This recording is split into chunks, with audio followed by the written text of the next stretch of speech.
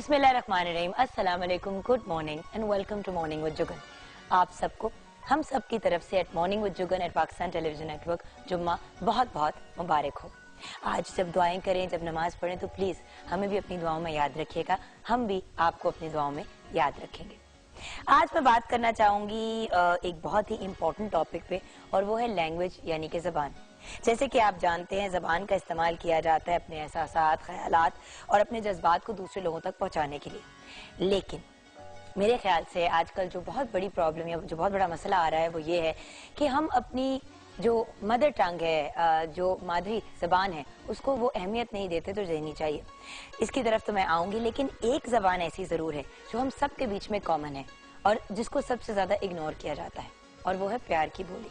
अगर हम कोई भी ज़बान बोलते हो लेकिन उसको प्यार से बोलें तो मेरे ख्याल से उससे बेहतर कोई चीज़ नहीं है। और जिस किस्म की कॉन्फिडेंस आप दूसरे बंदे को देते हैं उनसे प्यार से बात करके, वो और किसी चीज़ से नहीं आपको मिलता। प्यार की बोली बोलें, प्यार से लोगों के साथ डील करें, ताकि हमारी जो ये अफरा तफरी पूरी दुनिया में फैली हुई है वो ज़रा कम हो जाए। हर कोई अगर एक दूसरे की रिस्पेक्ट करेगा, उनके साथ प्यार से डील करेगा तो इसका बेनिफिट ही होगा, नुकसान कोई नहीं। आज इंटरनेशनल मदर लैंग्वेज डे मनाया जा रहा है और इस दिन को मनाने का मकसद है लोगों को ज़बानों की अहमियत से आगाह करना। इस साल का जो दिन है उसकी थीम है local languages for global citizenship, spotlight on science. ये थीम है। अब इस थीम का मतलब मानी क्या है और इसको क्यों मनाया जा रहा है, ये तो हम जानेंगे गपशप विद जुगन में, क्योंकि आज का हमारा टॉपिक है इंटरनेशनल मदर लैंग्वेज डे, यानी हम मादरी ज़बान के ऊपर बात करेंगे। मादरी ज़बान के तो इंसान की वो बेसिकली शख्स की वो ज़बान होती है जो इसे विरासत में मिलती है, यानी जिस खानदान या घराने में वो पैदा होता है। लेकिन आजकल हम अपने बच्चों को मादरी ज़बान से दूर करके वो लैंग्वेज सिखाते हैं जो हमें लगता है कि सबसे ज़्यादा कॉमन हो, सबसे ज़्यादा इंपॉर्टेंट हो। मेरे साथ भी यही हुआ। जब छोटी थी तो सबसे ज़्यादा अंग्रेज़ी के ऊपर तवज्जो दी जाती थी और घर में ज़्यादा अंग्रेज़ी बोली जाती थी। ऑफकोर्स मादरी ज़बान तो उर्दू एंड ऑफकोर्स पंजाबी थी, लेकिन सबसे ज़्यादा तवज्जो अंग्रेज़ी पे दी जाती थी। और आज मैं इस बात की वजह से बहुत सफ़र करती हूँ, क्योंकि मैं जो स्कूल में भी डाली गई वहाँ पे अंग्रेज़ी ज़बान पे ज़्यादा जोर होता था। तो वहाँ पे अंग्रेज़ी अंग्रेज़ी अंग्रेज़ी, उसके बाद बाहर चली गई पढ़ने के लिए कनाडा, वहाँ से यूनिवर्सिटी करके वापस आई। तो जब तक वापस आई तब तक उर्दू मेरी इतनी वीक हो चुकी थी और इतनी गलत किस्म की उर्दू मैं बोलती थी, और बल्कि अभी भी बोलती हूँ, जिसके लिए मैं आपसे अक्सर कान पकड़ के माफ़ी मांगती हूँ कि प्लीज़ मुझे माफ़ कर दें। मादरी ज़बान की इंपॉर्टेंस तब आपको पता चलती है, तब अहमियत पता चलती है जब आपके ऊपर वो मतलब इस तरह के मौके आते हैं जब आपको मादरी ज़बान में बोलना होता है। अब पाकिस्तान टेलीविजन नेटवर्क पे जिम्मेदारी है मेरी कि मैं उर्दू में बात करूं, लेकिन अनफॉर्चुनेटली बड़ी दफ़ा, जिस तरह भी मैंने अनफॉर्चुनेटली का वर्ड यूज़ किया, अंग्रेज़ी के अल्फाज यूज़ कर जाती हूँ क्योंकि ज़्यादा कंफर्टेबल या ज़्यादा आसानी से मैं अंग्रेज़ी में बोलती हूँ। तो मेरी आपसे रिक्वेस्ट है कि इल्तिजा है कि अंग्रेज़ी ज़रूर सिखाएं अपने बच्चों को, उसकी अपनी अहमियत है। लेकिन जैसे मैं मम्मा को भी कहती हूँ जब वो हमजा से ज़्यादा अंग्रेज़ी में बात करती हैं कि मम्मा ज़्यादा इससे उर्दू में बात किया करें, क्योंकि मेरे साथ यही हुआ था कि अंग्रेजी अंग्रेजी अंग्रेजी अंग्रेजी, आगे जाके भी हर किसी से अंग्रेजी में ही बातचीत की और इंसान कट ऑफ हो जाता है बहुत से दूसरे अपने लोगों से। सो प्लीज सबसे पहले उर्दू पे तवज्जो, जो हमारी नेशनल लैंग्वेज है, और फिर उसके साथ साथ जो भी आपकी लोकल लैंग्वेज है, चाहे वो पंजाबी है, सिंधी है, सराइकी है, पश्तो है, जो भी है वो भी सिखाएं। और फिर उसके साथ साथ अंग्रेजी तो स्कूल में सीख ही जाएंगे, वो तो एक नेचुरल चीज़ है। लेकिन एक और बात आपने नोटिस की होगी कि आजकल जो बहुत ज्यादा होना शुरू हो गया, पहले सब अपने अब्बू अपने फादर को अब्बू कहते थे या बाबा कहते थे, या अब्बू अब्बा या अम्मी को अम्मी कहा या माँ कहा। अब हमने कहना शुरू कर दिया है मॉम, मामा, मम्मी, फादर्स को कहना शुरू कर दिया डैडी या डैड। बात यह कि हम बहुत ज्यादा जो नेचुरल चीजें थी हमारी, उनसे हम दूर जाना शुरू हो गए। और कुछ लोग तो पॉप्स भी कहते हैं, जो बिल्कुल ही कुछ एक अजीब सा नाम है।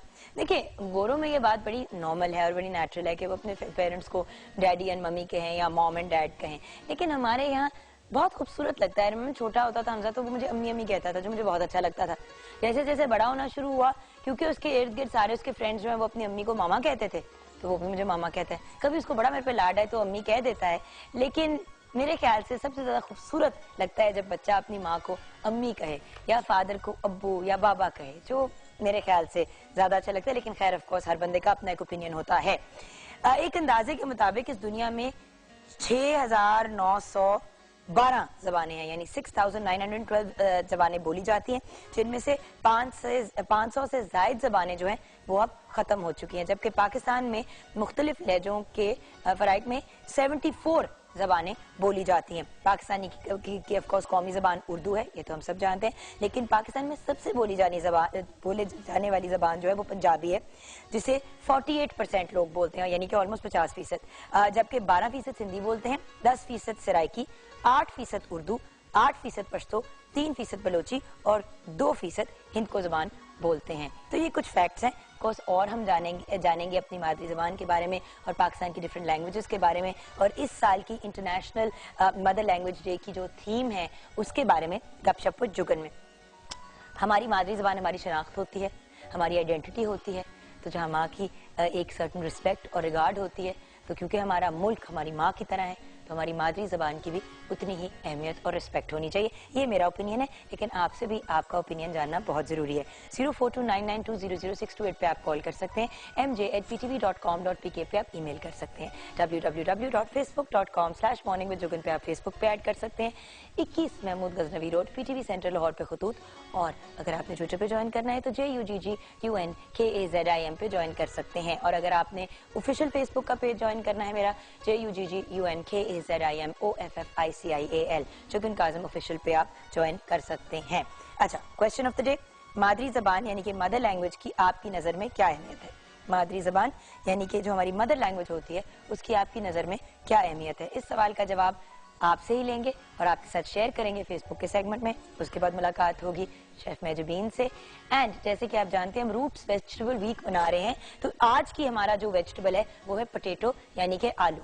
आलू है तो हम सबका फेवरेट, लेकिन ज्यादातर घर में फ्रेंच फ्राइज बनते हैं या समोसे बन जाते हैं, तो हमने सोचा कि डिफरेंट जो आलू की डिशेस हैं वो हम आपके साथ शेयर करें। और ऑफ कोर्स मेजबीन से वैसे ही हम ये जरूर जानेंगे कि जो बहुत क्रिस्पी वाले फ्रेंच फ्राइज होते हैं वो कैसे बनते हैं। उनसे हम एक रेसिपी होती है और उसकी बड़ी सिंपल सी एक ट्रिक होती है जो उन्होंने कल मेरे साथ शेयर की थी, तो वो डेफिनेटली हम आपके साथ शेयर करेंगे। और भी डिफरेंट मेरी जिस तरह के फॉर एग्जाम्पल है आलू का भरता, तो मैंने उनसे रिक्वेस्ट किया कि वो जरूर बनानी है। उसके अलावा और भी वो कुछ डिशेस लेके आई हैं, तो आज वो हमारे साथ शेयर करेंगी वेरियस पोटैटो की डिशेस। उसके बाद आपकी मुलाकात होगी सादिया अरशद से। जी हाँ, वो हमारे साथ होंगी। नाम, आपका पूरा नाम, आपकी डेट ऑफ बर्थ और आपकी टाइम ऑफ बर्थ आपने हमारे साथ शेयर करना है, एंड प्लेस ऑफ बर्थ, यानी कि आपका पूरा नाम, आपकी पैदाइश की जगह, आपके पैदाइश का टाइम, एंड ऑफ कोर्स आपकी पूरी जो सालगिरह है वो, ये आप हमारे साथ शेयर करेंगे और हम आपको बताएंगे आपके सवाल का जवाब। एंड देन आफ्टर दैट हम बात करेंगे इंटरनेशनल मदर लैंग्वेज डे पे कि मादरी जबान की क्या अहमियत है। सवाल है मादरी जबान की आपकी नजर में क्या अहमियत है। ब्रेक के बाद मिलते हैं।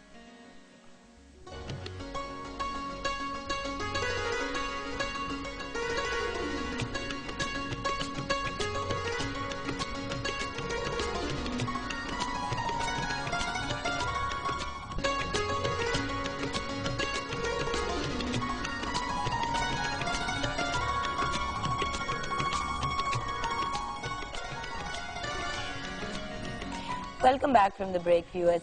आज इंटरनेशनल मदर लैंग्वेज डे है। हमारा सवाल है कि मादरी जबान की आपकी नज़र में क्या अहमियत है, तो आपके ही जवाब आपके साथ शेयर करना चाहूंगी। एंड ऑफ कोर्स हम सब की तरफ से आप सबको जुम्मा बहुत मुबारक हो।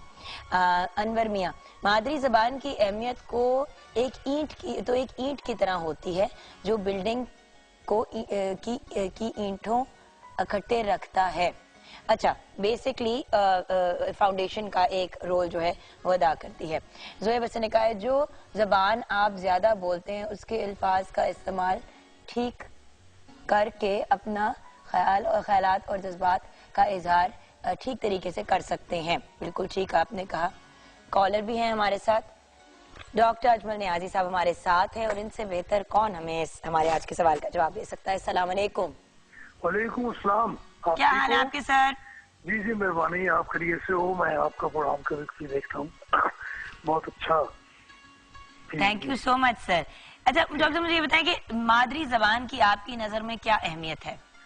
अहमियत ही मादरी जबान की है। मैं समझता हूँ कि पूरी दुनिया में जितनी कौमी जुबानें हैं वो मादरी जुबानें हैं। चीन की जुबान देखें, चीन मादरी जुबान है चीनी, रूस की, जापान की, हिंदी, तुर्की। मैं तुर्की में गया तो तमाम लोग तुर्की बोलते थे, एक भी मुझे आदमी नहीं मिला जो उर्दू बोलता हो। हालांकि उर्दू जो है वो तुर्की जुबान का लफ्ज है, लेकिन वहाँ कोई उर्दू नहीं बोलता था। वहाँ पर शलवार भी तुर्की लिफाज का जुबान का लफ्ज है। लेकिन मैं ये समझता हूँ कि जो माँ की जुबान है, जो माँ की तरबियत है, वो अगर हमारी जिंदगियों में शामिल रहे तो हम तरक्की की मंजिलें तय कर सकते हैं। अब हम सोचते मादरी जुबान में है, अच्छा ध्यान हमें उर्दू जुबान में आता है और बात हम अंग्रेजी जुबान में करते हैं। तो मैं अंग्रेजी जुबान के खिलाफ नहीं हूँ, ये बैनुल अक़वामी जुबान है, उर्दू भी बैनुल अक़वामी जुबान है, लेकिन उर्दू मादरी जुबान नहीं है। हमारी जुबानें पंजाबी, पश्तो, सिंधी, ये कौमी जुबानें हैं। सही। अच्छा, लेकिन राब्ते की कोई जुबान होनी चाहिए ना।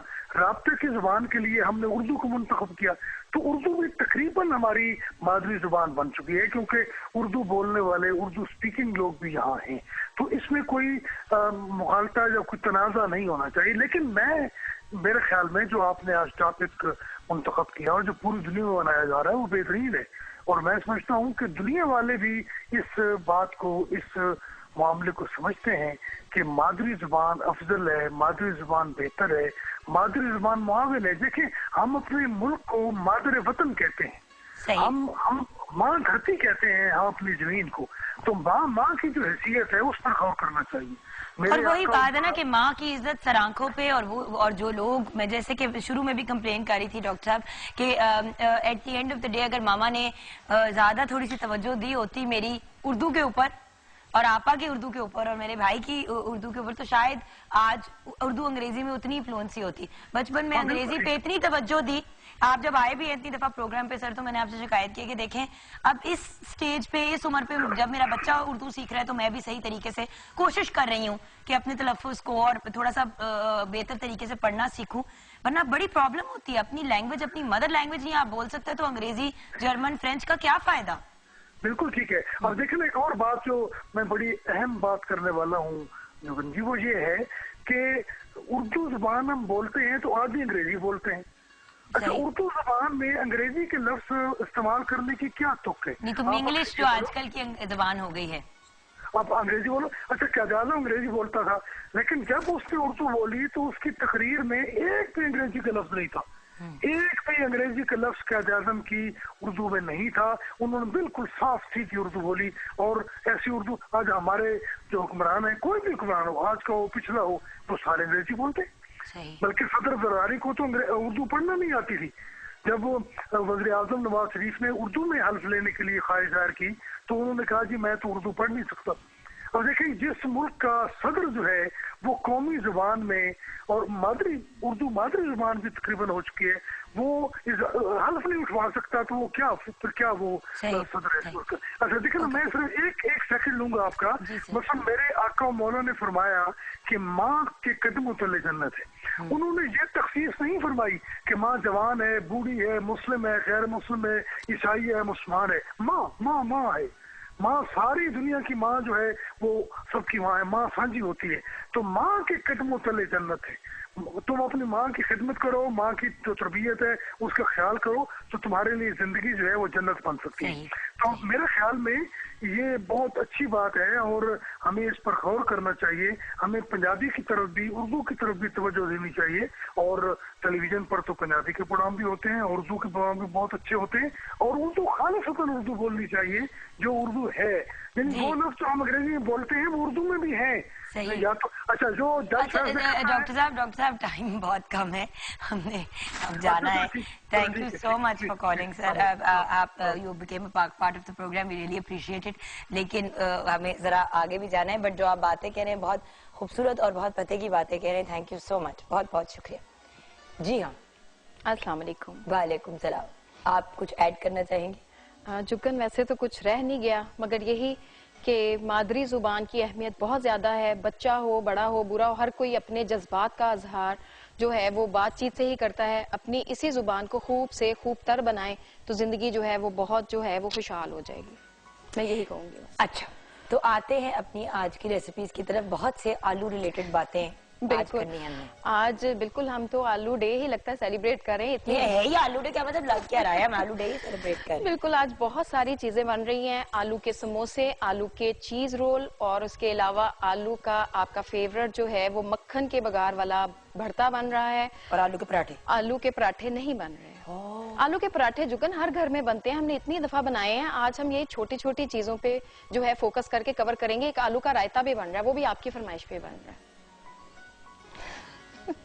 कल आपको मूली वाले पराठे नहीं खिलाए? हाँ मैंने कल इस वजह से खाए थे कि आज आलू के मिलेंगे, मुरव्वतन खाए थे। अच्छा चले आ जाते हैं। ठीक है, जो सबसे पहले दो रेसिपीज बस मैं शेयर करूंगी। आलू का रायता ये वर्बली सा बता दूंगी बाद में। सबसे पहले आलू का जो भरता हम बना रहे हैं उसके लिए आलू लेंगे हम आधा किलो, इनको बॉईल करके मैश कर लेंगे। प्याज इसमें 1 अदद, मक्खन इसमें 2 खाने के चम्मच, नमक हस्बे जायका, सुर्ख मिर्च 1 खाने का चम्मच, इसमें दड़ा मिर्च हम यूज करेंगे, जीरा 1 चम्मच है, सुर्ख मिर्च साबुत 5 अदद, लीमू का रस इसमें 2 खाने के चम्मच, अनारदाना 1 चम्मच, साबुत धनिया 1 चम्मच, कलवंजी इसमें आधी चम्मच है, हरी मिर्चें 2 अदद और हरा धनिया 1 खाने का चम्मच। आलूओं को बॉईल करके आपने इसमें 2 टेबलस्पून जो बटर है उसमें से 1 टेबलस्पून गरम गरम में आपने मिक्स करना है। उससे ये होगा कि सारा बटर का फ्लेवर आलूओं में आ जाएगा। साथ ही आपने नमक मिर्चें शामिल की। उसके बाद जो बाकी का 1 टेबलस्पून बटर है उसमें आपने कलवंजी, साबुत धनिया और उसके अलावा जो है थोड़ा सा इसमें अनारदाना शामिल करना चाहें उसमें शामिल कर लें, वरना इसमें आप शामिल करके बिल्कुल हल्का सा सौते करें। अगर आपको कड़ी पत्ते मिलते हैं तो इसमें कड़ी पत्ते भी जाते हैं। और वो मोटी वाली जो राउंड, बिल्कुल जो साबुत मिर्चें हैं वो इसमें शामिल करें। जीरा शामिल करके जैसे ही वो लाइट गोल्डन कलर का होगा आपने इसके ऊपर बघाड़ लगा देना है। इसमें 1 अदद आप प्याज भी चॉप करके शामिल कर लें। उसके बाद हरा धनिया, हरी मिर्चें और आपका ये आलू का जो भरता है खट्टे वाला, लीमू का जूस सबसे लास्ट स्टेज पे हम इस पे ऐड करेंगे और इसको मिक्स कर लेंगे और ये हमारा रेडी हो गया। कई दफा जुगन दिल नहीं भी करता कुकिंग करने को, झटपट वाली चीज बनाने को दिल करता है तो आप ये बना लेंगे, मेरे ख्याल 10-15 मिनट में रेडी हो जाए। और इसी भरते को बाय द वे आप पराठे के अंदर यूज कर सकते हैं, बिल्कुल बहुत मजे का होता है। और जो दूसरी हमारी है वो है पोटैटो चीज रोल। इसी की थोड़ी वेरिएशन करके समोसे आप बना सकते हो, इसी की आप आलू की वो पराठे वाली फिलिंग भी बच्चों को बना के दे सकते हो, वो पोटैटो चीज वाले पराठे बन जाएंगे। एक चीज से बहुत ज्यादा इसमें वेरिएशन करके आप चीजें बना सकते हो। अच्छा। पोटैटो चीज रोल बनाने के लिए आलू 1 किलो बॉईल कर ले। उसके बाद इसमें नमक हस्बे जायका, काली मिर्च पिसी हुई आधी चाय का चम्मच, चिकन पाउडर 1 चम्मच, चेडर चीज 1 कप। और इसके जो रोल की हम पट्टी बनाएंगे उसके लिए मैदा 2 कप, नमक इसमें 1/4 चाय का चम्मच, पानी हस्बे जरूरत, और इसमें हम घी या ऑयल 2 चम्मच यूज करेंगे और ऑयल फ्राई करने के लिए हस्बे जरूरत। इस डो को जिस तरह हम पराठों की, यही डो हमारे पराठों में यूज होती है, इसी के साथ समोसे बनते हैं। समोसों में ये होता है कि जुगन उसमें जीरा और थोड़ी सी हम अजवाइन यूज करते हैं। वो आपकी समोसों के लिए डो तैयार हो गई। ये जो सिंपल वाली है ये आपकी रोल के लिए तैयार होगी। आपने बेली, इसमें वो जो चीज मिक्स की हुई है, आलू को आपने यानी बॉयल किया, मैश किया, उसमें आपने चेडर चीज शामिल की, नमक, काली मिर्च और चिकन पाउडर, जस्ट सिंपल इसको मिक्स कर लिया और आपने वो फिलिंग रेडी कर ली। अगर आप इसको आलू कट करके, चॉप कटिंग करके शामिल करना चाहते हो तो आप उसी तरह हल्का सा हरी मिर्च डाल दें तीखा फ्लेवर के लिए। बिल्कुल, ये आपकी मर्जी है। वेजिटेबल्स के साथ भी बनाना चाहते हो तो आप आलू के साथ कोई भी सब्जी ऐड करके उसको बना सकते हो। और जिस तरह ये आलू का रायता है बहुत सिंपल है, उसमें दही में नमक, काली मिर्च और जीरा भुना हुआ शामिल करेंगे। उसके बाद प्याज, टमाटर और उसके अलावा इसमें हम आलू बॉईल किए हुए जो है वो शामिल करेंगे और हमारा ये आलू का रायता रेडी हो जाएगा। वंडरफुल। एंड फाइनली आलू के चिप्स का आपने बताया था कि आलू के चिप्स को काट के फिर क्या करें? जुगन, सबसे पहले आपने उसको वो फ्रेंच फ्राइज की शेप में फिंगर्स में कट कर लिया। उसके बाद आपने पानी बॉयल रखा। पानी में जैसे बॉयल आया आपने वो तमाम जो चिप्स काटे हुए हैं वो उसमें शामिल करके जस्ट एक बॉयल आएगा तो आपने उनको किसी स्ट्रेनर में निकाल देना है और गरम गरम के ऊपर आपने cornflour as it is powder form में उसके ऊपर लगा देना है, छिड़क देना, अच्छी तरह कोट हो जाए वो। और उसी सूरत में आप उसको फ्रीज कर सकते हैं। ये आपको जो पैकेट्स बने बनाए मिलते हैं इसी तरह आप पैकेट बना के फ्रीज कर सकते हो। जैसे ही आपको जरूरत हो आप निकालो, उनको फ्राई कर लो। ठीक, बहुत इजी मेथड है और इससे बहुत ज्यादा क्रिस्पी बनते हैं। ठीक है। और एक जो अगर बैटर वाले मोर आप इसको क्रिस्पी करना चाहते हो तो इसी सूरत में निकाल के और कॉर्नफ्लोर या मैदा लेके उसको हल्का सा बैटर बना के नमक, काली मिर्च थोड़ी सी डाल दें, उस बैटर में डिप करें और इनको डीप फ्राई कर लें। और थोड़ा सा चिकन पाउडर भी डाल दें तो मजे, उससे जरा चिकन का भी फ्लेवर बीच में आ जाएगा। सही। तो फ्रेंच फ्राइज होते तो बहुत आसान है, लोग कंफ्यूज होते हैं। बेसिकली ट्रिक ये है कि उनको हाफ बॉयल करें, जल्दी से उसको गर्म पानी में उबलते गर्म पानी में डालें, बॉयल करें, निकाल लें, स्ट्रेन कर लें।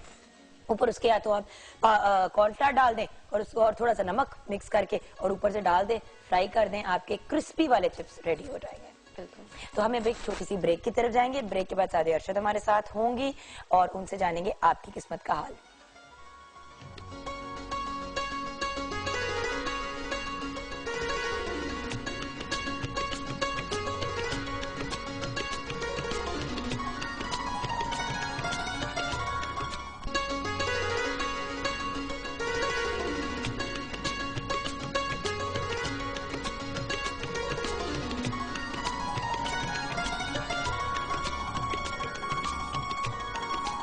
Welcome back from the break viewers. Asadi Arshad हमारे साथ है और आपकी किस्मत का हाल बताएंगी। अस्सलाम वालेकुम और जुम्मा मुबारक। वालेकुम अस्सलाम, जुम्मा आपको भी मुबारक हो। बहुत कैसी हैं आप? मैं बिल्कुल ठीक ठाक, अल्लाह का शुक्र। कल बड़ी डिनर पे गई हुई थी आप बच्चों को लेके? बस आपको पता है कभी कभी बच्चों के साथ एंटरटेनमेंट करनी पड़ती है। अच्छा, कभी कभी? जब भी टाइम मिल जाए। हर वक्त नहीं? मेरी तो वैसे कोशिश होती है हर वक्त, लेकिन जब भी टाइम। मैंने तो वैसे नोट किया हर वक्त ही होती है, लेकिन इनको लगता है कि बहुत कम होती है। ये हमारी एक डिबेट चलती रहती है जो अपनी जगह ठीक है। हाँ, ये भी बात है कि आप एक्चुअली सब, आई थिंक जो वर्किंग वुमेन होती है या जो वर्किंग मदर्स होती हैं, वो जितना भी टाइम दे दें बच्चों को, कभी लगता है कि शायद कम है, कभी खुद को लगता है, लेकिन मेरा ख्याल है कि आप जितना भी टाइम दो वो अच्छा टाइम अगर हो तो that is the best thing. Quality time हो तो बेस्ट। और गिल्ट है बड़ा कभी कभी फील होता है। लेकिन आ जाते हैं लोगों की किस्मत के हाल की। बिल्कुल ठीक है। फौजिया ने सरगोदा से लिखा है, डेट ऑफ बर्थ है 2/2/1980 जी। जरीन ताज इनकी मदर का नेम है। शादी कब होगी? मंगनी टूट चुकी है। अच्छा जी, पहली बात तो ये है कि जब कभी भी दोबारा शादी की तरफ या जो मंगनी का जो भी प्रोसीजर की तरफ जाएं तो प्लीज काइंडली कंपैटिबिलिटीज को पहले चेक कराया करें, रादर देन कि आप लोग बाद में पूछते हैं।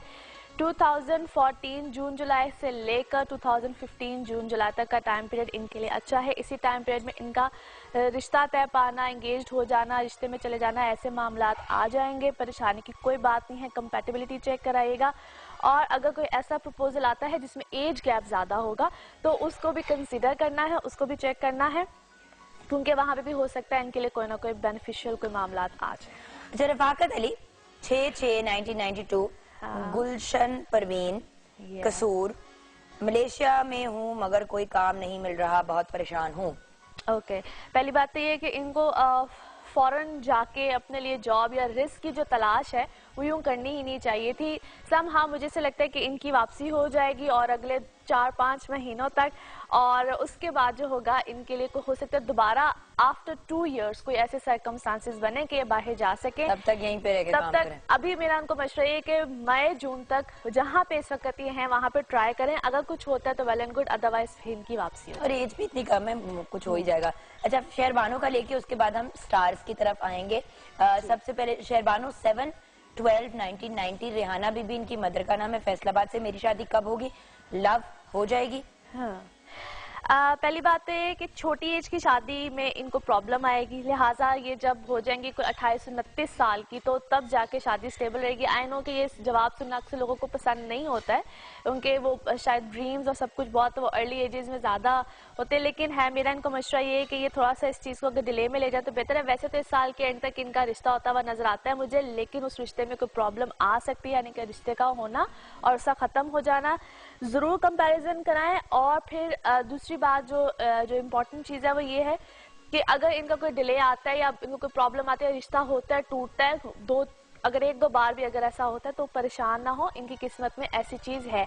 लिहाजा शादी और मंगनी का जो टाइम पीरियड है उसको लंबा कर दें। लव मैरिज होगी? मुश्किल है काफी, इनकी शादी पसंद वो आएगी फैमिली की पसंद से। नेक्स्ट अब चलते हैं स्टार्स की तरफ। जी बिल्कुल जी, चलते हैं। सबसे पहले जी एरीज, बुर्ज हमल, और हम बता रहे हैं आज के दिन से लेकर 27 तक की, यानी कि नेक्स्ट थर्सडे तक का।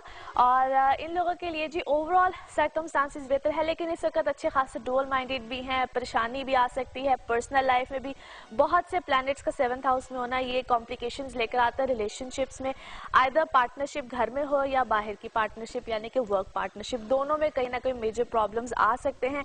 सो यहाँ पे इनको बहुत सोच समझ के फैसले करने हैं। इनकी पिछली चीजों का खत्म होना, नए मामलात का सामने आना, खास तौर पे जो डेट्स बता रही, पढ़ाई लिखाई 23rd 24th इन डेट्स में ये बहुत एहतियात करें। मून की पोजीशन अच्छी नहीं है, इनको किसी किस्म का लॉस आ सकता है। जो भी नया मामला, नया रिस्क या जो नया काम करना होगा वो 26 ऑनवर्ड्स करें तो इनके लिए बेहतर है। पढ़ाई शराई का मामला बिल्कुल ठीक रहेगा। मरकरी रेट्रोग्रेड है, इसलिए कम्युनिकेशन में या समटाइम स्टूडेंट्स को याद करने में या इस चीज़ों में अगर प्रॉब्लम आती है तो उसमें ज़रा अल्लाह का एक बड़ा प्यारा नाम है या कवि हो या यादाश्त के लिए होता है, अगर उसको रिसाइड करें तो बहुत अच्छा होता है, सब स्टूडेंट्स के लिए ये है। अच्छा, नेक्स्ट आ जाते हैं जी टॉरस, बुर्ज सौर। Taureans a great time period, in fact a perfect time period. बड़े लंबे अरसे के बाद टॉरियंस की सकत जो है ना किस्मत माशाल्लाह बड़ी फेवर दे रही है इनको, चाहे वो ट्रैवल हो, चाहे इनकी कोई ना कोई सडन गेन्स हो, प्रॉपर्टी बाइंग सेलिंग हो, कुछ भी हो, इस वक्त में इनको अच्छे खासे बेनिफिट्स होंगे। थोड़ा सा हेल्थ का ख्याल रखें ये लोग इस वक्त, जिनको खास तौर पे लोअर बॉडी से रिलेटेड यानी कि किडनी से रिलेटेड या लिवर से रिलेटेड, बैक एक्स, इस तरह के अगर इश्यूज खास तौर पे हैं वो थोड़े से ज़रा केयरफुल हो जाएं। बाकी अल्हम्दुलिल्लाह अ परफेक्ट टाइम पीरियड, और ख़ास तौर पे इनके लिए जो मज़ीद अच्छी जो इनको सिचुएशन मिलेगी वो आफ्टर 26 मिलेगी। सो इंशाल्लाह नेक्स्ट वीक में और भी अच्छी बातें होंगी टॉरियंस के लिए। नेक्स्ट स्टार जेमिनाइज बुर्ज जौज़ा। जेमिनाइज, एक तो इस वक्त इनकी पर्सनल लाइफ में बड़ी अच्छी हैपनिंग्स हैं, सब कुछ है। यहाँ पे जो शादी से पहले के मामला यानी कि रिश्ता तय होना, ये सारे मामला जो है वो इस वक्त बड़े अच्छे तरीके से इनके फुलफिल होंगे। और जब आपको लगे कि मेरे चेहरे पे मुस्कुराहट आ रही है तो उसका रीज़न जुगन होगी, क्योंकि ये मुझे मुस्कुरा के नॉड करती हूँ, तुम जिस तरह करके देख रही थी कि क्या होगा। आज मैंने भी मुकाबले में काले कपड़े पहने। हाँ, बस मैं क्या करूं तुम्हारी मोहब्बत में। अच्छा जी, तेरी काली गुलाबी फुल्ला वाली। पता होता है ना कि तुमने ये पहन लिए तो फिर मैं तुम्हें भी कहती हूँ गुलाबी फुल पालो। आज हम सबने काले की कॉम्बिनेशन पहनी हुई है। हाँ, नजबी ने भी पहनी हुई है। सही, आज ब्लैक दुपट्टाज है। अच्छा जी, फॉर ऑल जेमिनाइज यानी कि बुर्ज जौज़ा वालों के लिए सिचुएशन बहुत अच्छी है। जो इनके लिए डेट्स आ रही हैं 25, 26, इसमें इनकी पर्सनल लाइफ में डेफिनेटली कोई अच्छी हैपनिंग होगी, कोई अच्छे मामला आएंगे, कमिटमेंट्स या जो रिश्ते देख रहे हैं और अभी तक कोई डिसीजन नहीं ले पा रहे हैं, इसी टाइम पीरियड में डिसीजन आएंगे। पीआर में यानी कि जो रिलेशंस हैं या आपके जो पब्लिक रिलेशंस हैं उसमें इस वक्त ज़्यादा इजाफा होगा। Travel is very ideal for you guys. Lovely. Next है जी कैंसेरियंस और बुर्ज सरतान।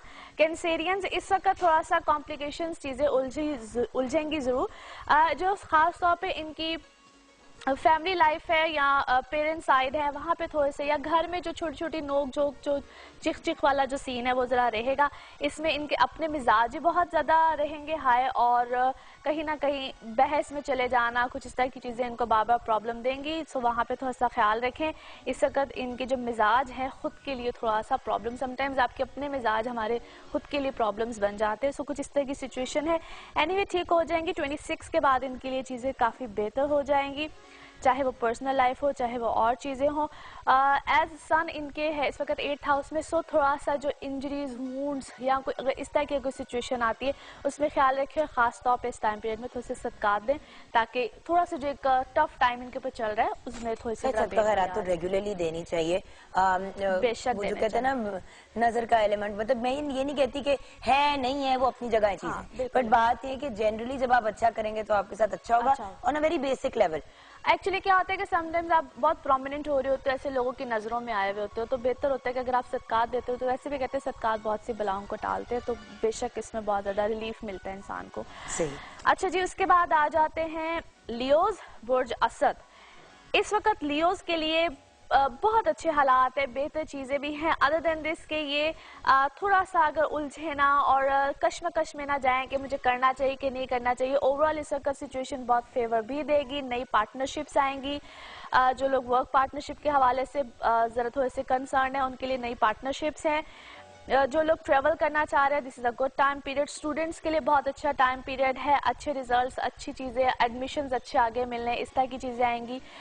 जो लोग ट्रांसफर्स, जो लोग अपने वर्क में जो ट्रांसफर, जो सिटी टू सिटी ट्रांसफर्स हैं, उसमें हो सकता है इस वक्त उनको अनफेवरेबल कुछ सिचुएशन मिले, बट बाय द टाइम वो भी ठीक हो जाएगी। इस टाइम पीरियड पे जो जिस तरह से भी हो रहा है उसको लेट इट गो, क्योंकि आफ्टर अ मंथ इंशाल्लाह चीज़ें काफ़ी बेहतर होगी। ये मर्क्यूरी की सिचुएशन कब ठीक होगी? क्योंकि आई थिंक मर्क्यूरी से काफी मेस मच रहा है ना लोगों के लिए।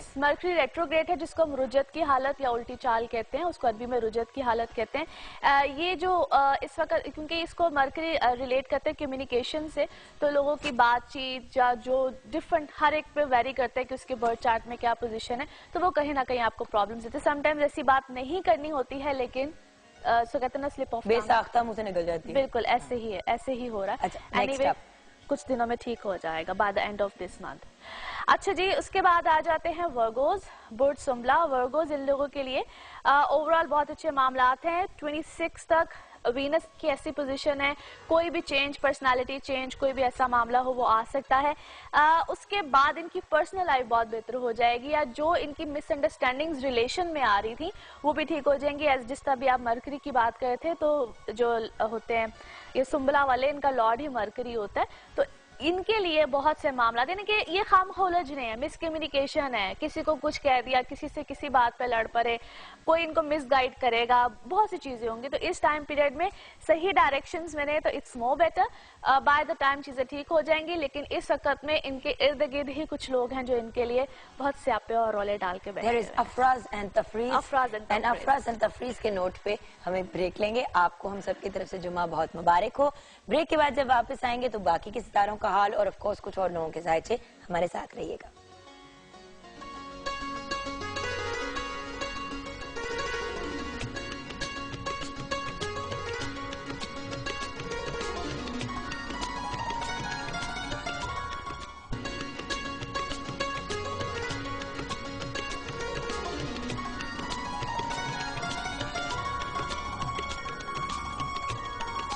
Welcome back from the break viewers. बाकी के 6 सितारों का हाल बताना बहुत जरूरी है और वो भी बताएंगे, लेकिन जल्दी से ट्विटर के जो हमारे कुछ फॉलोअर्स हैं उनके जवाबात। सहर 691985 5 AM गुजरात, ट्विटर पे इन्होंने लिखा है शादी होने वाली है, मैरिड लाइफ कैसी होगी, हस्बैंड कैसा होगा, माली हालात कैसे होंगे। अल्हम्दुलिल्लाह बहुत अच्छा होगा, बल्कि आई मस्ट से कि खुद बहुत डोमिनेटिंग होगी। सो काफ़ी ज़्यादा इनका जो असर सूख है अपने खामन पे रहेगा। So that's quite positive for her. इंशाल्लाह a very happy married life इंशाल्लाह। अच्छा, नेक्स्ट है तनवीर 16/1/1991 10:30 PM गुजरात। तनवीर 16/1/1991 10:30 PM गुजरात। काम में सडन लॉस हो जाता है, हालात कब ठीक होंगे और क्या इनके लिए दुबई जाना ठीक रहेगा? अच्छा, इनके लिए ऐसा है कि बिल्कुल बाहर ये जा सकते हैं, लेकिन फिर वही बात है कि शॉर्ट विजिट होगा। जहाँ तक काम में सडन लॉस की बातें कर रहे हैं तो समटाइम्स इनकी कुछ अपनी मिस्टेक्स हैं, उसको सिली मिस्टेक्स कह लें, कुछ इस तरह की चीज़ें। ठीक हो जाएगा इंशाल्लाह। जुलाई के बाद इनके सर्कमस्टांसेस, इसी साल की जुलाई के बाद काफ़ी बेहतरी आएगी। नवीद 19/6/1987 8:30 PM प्रमोशन के बारे में जानना चाह रहे हैं। ये जानना चाह रहे हैं कि शादी कब होगी और कैसी रहेगी। प्रमोशन तो इनकी इसी कुछ में भी इन अ मंथ और 2 एक्सपेक्टेड है, और शादी के लिए भी ये साल जो है इनके लिए काफी ज्यादा बेहतरी का साबित होगा। By the end of this year या 2015 का शुरू इंशाल्लाह इनके लिए काफी बेनिफिशियल और शादी अच्छी रहेगी अल्हम्दुलिल्लाह। चले फाइनली मोहम्मद हनान हमजा 27 जुलाई 1995। सिंपल सा सवाल है, please Mohammad Hanan Hamza and everyone else पूरी इन्फॉर्मेशन दिया करें, अपना नाम, अपनी डेट ऑफ बर्थ, अपनी प्लेस ऑफ बर्थ और टाइम अगर पता चल सके, दोपहर शाम व्हाटएवर। फील्ड कौन सी इनके लिए ठीक रहेगी, फैशन डिजाइनिंग या फिल्म मेकिंग? पहली बात तो ये है कि ये अपनी फैमिली से हट के बहुत किसी डिफरेंट सी फील्ड में जाएंगे, रहेंगे समहाउ मीडिया रिलेटेड, किसी भी तरह से क्रिएटिव माइंडेड है, लेकिन film making is a big responsibility. तो आई एम सजेस्टिंग हिम कि अगर ये उस तरफ जरा ज्यादा ना जाएं और दूसरी तरफ हैं तो ज्यादा बेहतर, फैशन की फील्ड की तरफ। जी बिल्कुल, ठीक है, डन। अब आ जाते हैं बाकी के स्टार्स। आई थिंक लिब्रा से हम स्टार्ट करें। जी बिल्कुल जी। लिब्रा, बुर्ज मिजान, लिब्राज इन लोगों के लिए ये टाइम पीरियड बेहतरी का है, लेकिन बहुत से प्लैनेट्स का रेट्रोग्रेशन में होना, यानी कि रुजत की हालत में होना, वो इनको इस वक्त कंफ्यूजन्स में भी बहुत ज़्यादा रखेगा। टची बहुत हुए होंगे, छोटी छोटी बातें इनको फील होंगी, बहुत जल्दी से परेशान हो जाना, कॉम्प्लिकेशंस में चले जाना। बाय द टाइम ठीक हो जाएंगे, लेकिन इस टाइम पीरियड में जो मेरा इनको सजेशन होगा, थोड़ा सा ज़रा इस वक्त कूल डाउन होकर चलें, थोड़ा सा सिचुएशन को संभल के चलें। तो 28 यानी कि ये जब महीना ख़त्म होता है तो इसके बाद इनके हालात मामलात काफ़ी बेहतरी की तरफ चले जाएंगे। उससे पहले जरा जो बहुत ज्यादा ओवर सेंसिटिव हुए में उसको थोड़ा सा जरा काबू में रखें। ठीक है जी। उसके बाद आ जाते हैं जी स्कॉर्पियोज। स्कॉर्पियोज इन लोगों के लिए जो है बहुत सी चीजें, बहुत से मामलात अच्छे हैं। कुछ चीज़ों का ख़त्म होना, नई चीज़ों की तरफ जाना, नए मामलात की तरफ जाना, ऐसी बातें तो इनकी लाइफ में है। इस वक्त में जो इनको ज़्यादा ज़रूरत है वो ये है कि ज़रा अगर कोई यानी कि अदालती मामला अगर कोई चल रहा है, कोई कोर्ट कचहरी का मामला, उसमें थोड़ा सा इस वक्त अपने आप को ज़रा होल्ड ऑन रखे, क्योंकि वहाँ पे इनको लॉस हो जाने के बहुत ज़्यादा चांसेस हैं। चीज़ें ठीक हो जाएंगी बट नॉट रियली नाउ, कुछ अरसे के बाद, कुछ महीने 2 महीने के बाद। अभी फिलहाल वैसे स्कॉर्पियंस के लिए एक ओवरऑल सजेशन है कि नवंबर तक कोई बड़ा रिस्क ना लें किसी भी किस्म का, क्योंकि ये को हम सेट्रन टाइम पीरियड यानी कि सार्सरी कहते हैं, जो कि नवंबर में इनका 1 साल खत्म होगा। उसके बाद सिचुएशन डिफरेंट आएगी।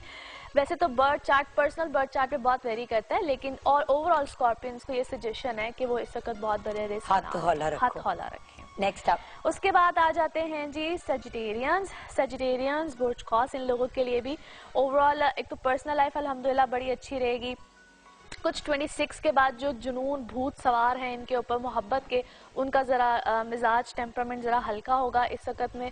एक अच्छी खासे इश्क की दौड़ में जो है ये चल रहे हैं, तो वहाँ पे ये है कि कोई ना कोई बेहतरी भी आएगी इनकी पर्सनल लाइफ में, इनके रिलेशनशिप्स में, लेकिन थोड़ा सा अपने जज्बात को ज़रा होल्ड ऑन करें, उसके बाद जाके ज़रा राइट डिसीजन की तरफ आएंगे।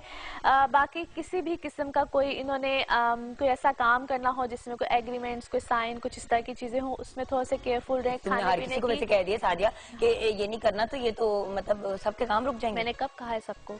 सजिटेरियंस को अब तक कहा है, और दूसरे नंबर पे मैंने सबसे पहले कहा था एरीज को, और नाउ सजिटेरियंस। नहीं, अभी आपने से पहले भी कहा है स्कॉर्पियंस को कि शुरू होते हैं खत्म होते हैं, लेकिन वो भी नवंबर तक ना करें। नहीं, लिब्रा को भी नहीं, वो तो नवंबर तक तो उनकी 60 आती है ना। वैसे तो इस वक्त अगर देखा जाए तो लिब्रास भी 60 में है और वर्गोस भी 60 में, जिनकी अब एंड हो रहा है। और जो लिब्रास हैं इनके लिए अभी 1-1.5 साल है। जो ये अभी बेचारे स्कॉर्पियंस हैं, ये तो भी फंसे हैं। उनको मैंने कहीं में भी साइन एग्रीमेंट्स के लिए कुछ नहीं कहा है। इनको मैंने कहा जहाँ पे इनके रिटन मामलात आते हैं सजिटेरियंस के लिए, they need to be very careful, Sagittarians और एरीज दोनों के लिए। अच्छा जी, इनके लिए इस वक्त जो है वो खाने पीने की शौकीनी जो है वो बहुत ज्यादा बढ़ेगी। सो कुछ इस तरह के चांसेस भी हैं, मेरा सितारा नहीं है। वेट पुट ऑन के भी बहुत ज्यादा चांसेस हैं, as Mercury is there retrogression में, तो खाम खा के जो चस्के होते हैं ना वो जरा सामने आते हैं। इस वक्त हेल्थ का भी सजिटेरियंस ख्याल रखें। अब कैप्रिकॉर्न में ऐसी कोई फजूल बात नहीं कहनी। अच्छा,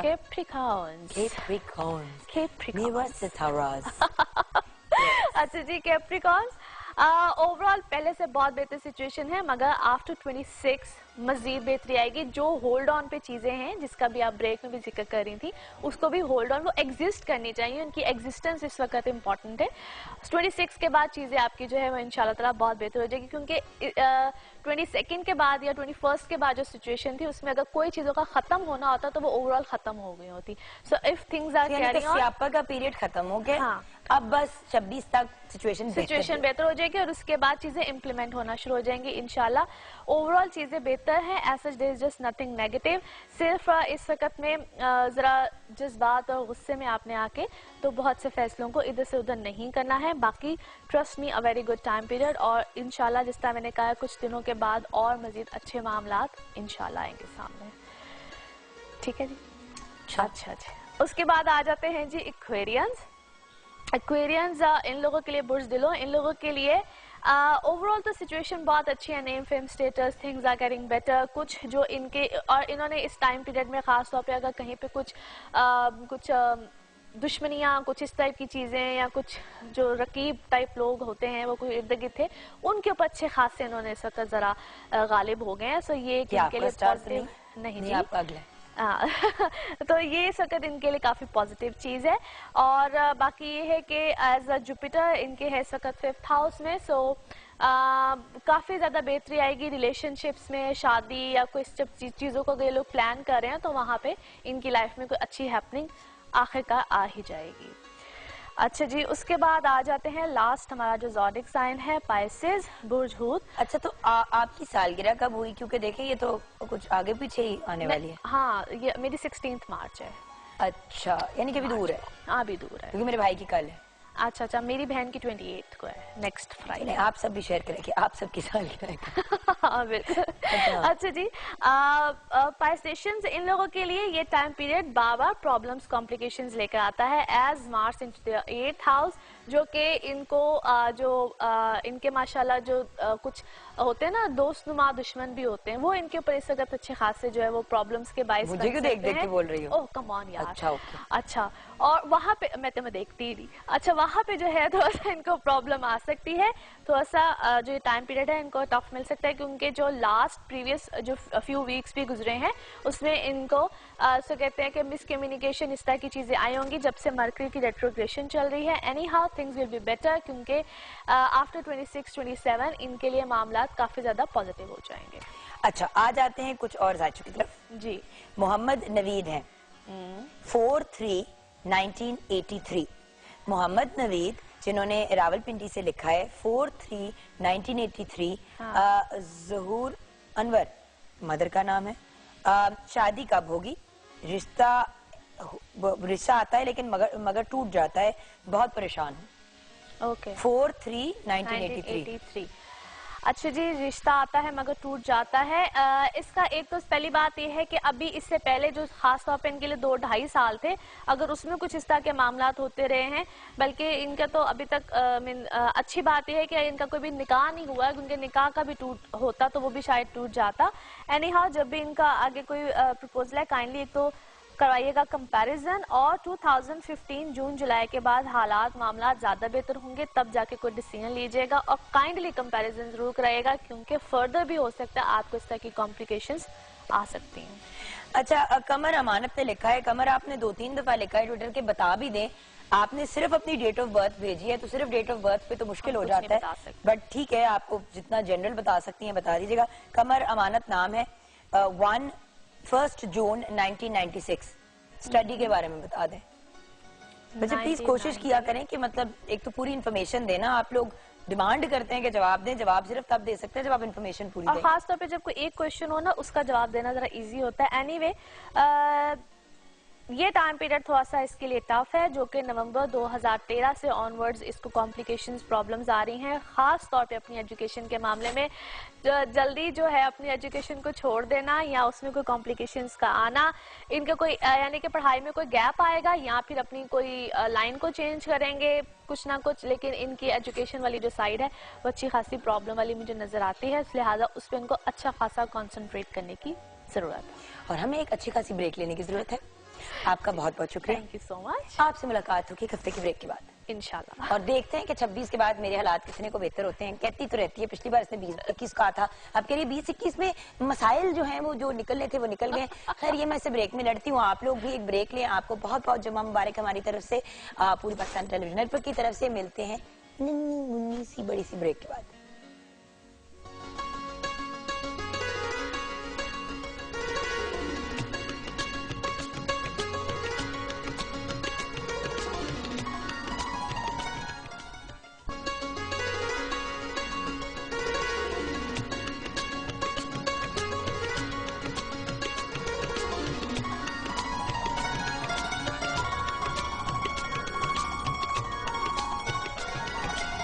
welcome back from the break viewers. It's an honour आज जिस पर्सनालिटी को मैं इंट्रोड्यूस करा रही हूँ, 2 दिन से हम इनको पकड़ने की कोशिश कर रहे हैं क्योंकि माशाल्लाह she is been very busy, क्योंकि इनकी फील्ड भी आज के दिन से रिलेटेड है, तो उससे प्रीएम्प्टिव एंड आफ्टरवर्ड्स के भी बहुत से काम हैं, but we are very grateful कि आज हमें डॉक्टर सुगरा सदफ ने ज्वाइन किया है। इनकी तारीफ में कहने को तो बहुत सी चीजें, मगर कुछ फैक्ट्स ही शेयर करूंगी। Punjab institute of language art and culture की ये डायरेक्टर हैं। इनको आज हमने इन्वाइट किया, जो पंजाब में पंजाबी जबान को प्रमोट करने के हवाले से भी बहुत काम कर चुकी हैं। पंजाब यूनिवर्सिटी से फिलोसफी में PhD की डिग्री हासिल कर रही की है, जो पंजाबी सूफी शायरों के ऊपर बेस्ड है, वो भी हम मजीद डिस्कस करेंगे। आप माशाल्लाह एक बहुत अमेजिंग पोइटेस भी हैं। 10 किताबें आपकी शाया हो चुकी है, जिनमें से 5 पोइट्री की हैं और 5 रिसर्च पे बेस्ड हैं। आप पंजाबी के एक चैनल FM 95 की स्टेशन डायरेक्टर भी हैं, बेहतरीन टेलीविजन होस्ट हैं, क्योंकि best compare PTV regional award भी हासिल कर चुकी हैं, और इंटरनेशनल कॉन्फ्रेंसेज भी अटेंड करती हैं, इंटरनेशनल मुशायरों में भी हिस्सा लेती हैं। अब मैं रुक जाती हूँ वरना बात नहीं हो पाएगी। अस्सलाम वालेकुम। वालेकुम सलाम, लेकिन बड़ा अच्छा लग रहा है, बोलती नहीं। डॉक्टर साहब देखिए, बात ये कि माशाल्लाह आपने इतना काम किया हुआ है, और आज के टॉपिक और आज का जो दिन है उससे इतने परफेक्टली आप रिलेट करते हैं कि बिल्कुल, आई एम वेरी एक्साइटेड कि आज बात पते की होगी और टॉपिक से रिलेटेड ही होगी। जरूर जरूर।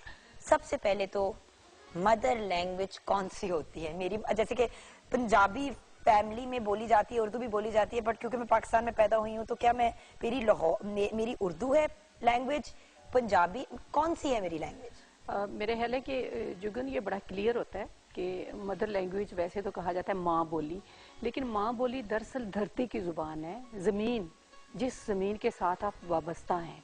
यानी पंजाब में आप रहते हैं तो आपकी मदर लैंग्वेज पंजाबी है, यानी पंजाब की जुबान है, उसको आप सराइकी कहें, पंजाबी कहें, पोठोहारी कहें, कोई भी जुबान आप कह लें, लेकिन पंजाब की जुबान जो होगी वो मदर लैंग्वेज होगी।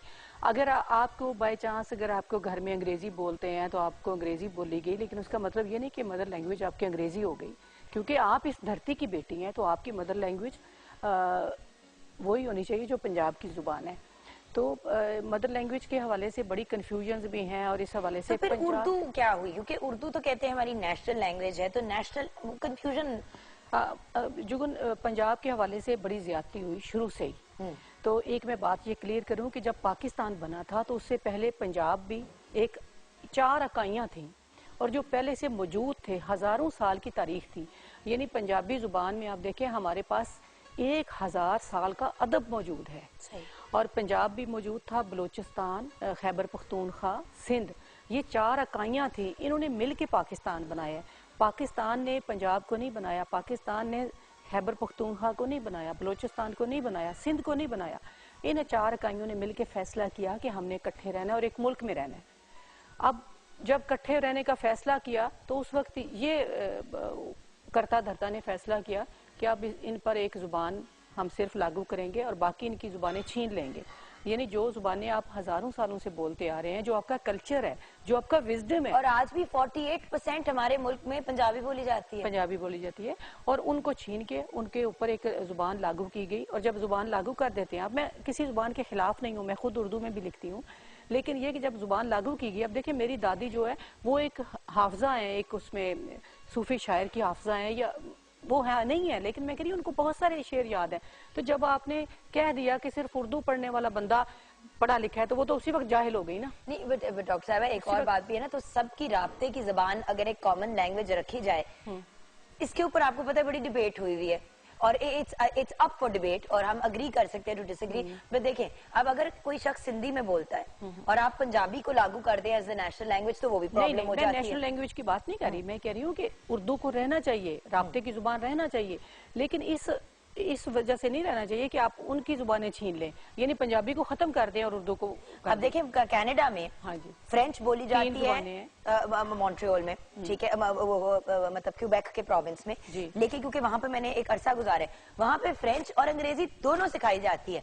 आपस में जब आप कभी जाएं क्यूबेक तो सारे फ्रांसीसी में बोलते हैं, अंग्रेजी आती है, लेकिन वो अपनी जो उधर की माँ बोली अपने आप फ्रेंच कंसिडर करते हैं, उसको तरजीह देते हैं। बिल्कुल, मेरा ये थीसिस नहीं है कि आप उर्दू को खत्म करें या नहीं, वो राब्ते की जुबान रहनी चाहिए, लेकिन पंजाबी को भी प्रमोट करना चाहिए। आप सिंध में देखें ना, अगर आप सिंध गई हो या आपको एक्सपीरियंस हो कि उन्होंने शुरू से अपनी जुबान को नहीं छेड़ा और 73 से उनकी जुबान जो पढ़ाई जा रही है स्कूलों में, कॉलेजों में और प्राइमरी की सतह पे लाजमी मजमून है। इसके अलावा उनके सारे अखबारात, उनके जरायद और वहाँ पे अदालती जुबान है, कार्रवाई की जुबान है, यानी आपने रोजगार से जोड़ दिया उसको। कितनी तरक्की की सिंध के कल्चर ने, सिंध की जुबान ने। जुबान और कल्चर जो होता है वो जमीन से वाबस्ता होता है, ना उसका मजहब से ताल्लुक है, ना किसी और एक्टिविटी से ताल्लुक है। तो हमारी पंजाबी जुबान है, ये सबसे ज्यादा रिच जुबान है, इसलिए कि हमारे पास 8 सूफी शायर हैं। इतनी बड़ी हमारे पास जो है बाबा बुल्ले शाह आफाकी शायर है, पूरी दुनिया उनको मानती है। और हम बाबा बुल्ले शाह को नहीं पढ़ाते अपने निसाब में, हम बल्कि बाबा बुल्ले शाह के जो एंटी है उनको पढ़ाते हैं। इसी मजे की बात वही आ जाती है ना at the end of the day कि अंग्रेजी के लिटरेचर को इतनी ज्यादा इंपॉर्टेंस दी जाती है। मैं इसी बात पे आज शुरू भी प्रोग्राम इसी गिले से किया था कि अंग्रेजी के स्कूल में पढ़े, वहाँ पे एक सिर्फ सब्जेक्ट होता था उर्दू का। इस्लामियत तक अंग्रेजी में सिखाई जाती थी, यू नो दैट। बिल्कुल बिल्कुल। तो हमें मतलब अरबी में पढ़ा और फिर अंग्रेजी में उसका तर्जुमा सीखा, तो अंग्रेजी अंग्रेजी अंग्रेजी और फिर उर्दू इतनी सी, और पंजाबी तो दूर दूर, कभी पंजाबी ना पढ़ी ना अब ऑब्वियसली क्योंकि पंजाबी पढ़नी भी इतनी आसान नहीं है अगर आपने ना पढ़ी हो। बिल्कुल बिल्कुल सही बात है, लेकिन जुगन अब मसला ये है कि सिंध में तो पहले से ये राइट थी, अब बलूचिस्तान ने भी कर दी है, खैबर पख्तूनख्वा ने पिछली दौरे हुकूमत में इसको लागू कर दिया है। अब सिर्फ पंजाब वो वाहिद सूबा रह गया है कि जहाँ पे पंजाबी जुबान नहीं पढ़ाई जा रही। इस हवाले से हमने कल राना मशहूद अहमद खान साहब को बुलाया था अपने इदारे में, वहाँ पे राइटर से उन्होंने मुलाकात की, खिताब भी किया, तो उन्होंने कहा हम इस पे काम कर रहे हैं और इंशाल्लाह नेक्स्ट ईयर से इस पर कोशिश करेंगे कि पंजाब के स्कूलों में इब्तदाई तौर पर नाफिज की जाए। और एक और अहम बात मैं ये बताऊंगी कि हमारे, जिस तरह आपने कहा कि अंग्रेजी मीडियम में आप पढ़ी हैं, तो अंग्रेजी मीडियम के जो स्कूल हैं वो इस पे काम कर रहे हैं। ये जो बड़े बड़े इदारे हैं, बड़े बड़े नामवर, उन्होंने सोचा है कि ये हमारी अपनी जुबान है, इस पर भी काम किया जाए और वो कोशिश कर रहे हैं कि अपनी सतह पे इसको लागू करें। मैं उनको बिल्कुल बहुत अप्रिशिएट भी करती हूँ और मैं समझती हूँ कि उनकी कोशिश है। अंग्रेजी आलमी जुबान है, उसको भी हमें सीखना चाहिए। और ये नहीं होता कि बंदा एक जुबान में फंस के रह जाता है।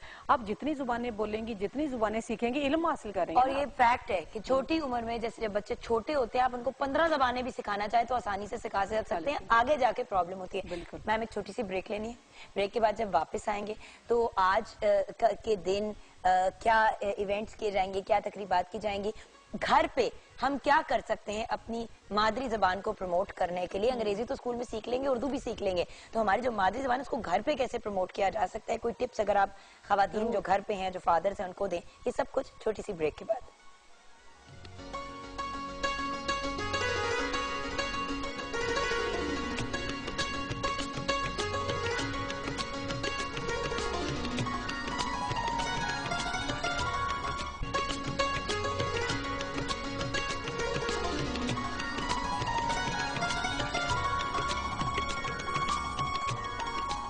डॉक्टर सुखरा सदफ हमारे साथ है। डॉक्टर साहिबा, वक्त कम है, मुकाबला सख्त है, मैं चाहती हूँ कि हम मैक्सिमम बात करें। आज का दिन आप कैसे सेलिब्रेट कर रही हैं? जुगन, शफकत नवीर मिर्ज़ा साहब एक बहुत बड़े पंजाबी एक्टिविस्ट थे। उन्होंने तमाम उम्र पंजाबी ज़ुबान की तरक्की तरवीज के लिए काम किया और बहुत बड़े स्कॉलर और दानिश्वर थे।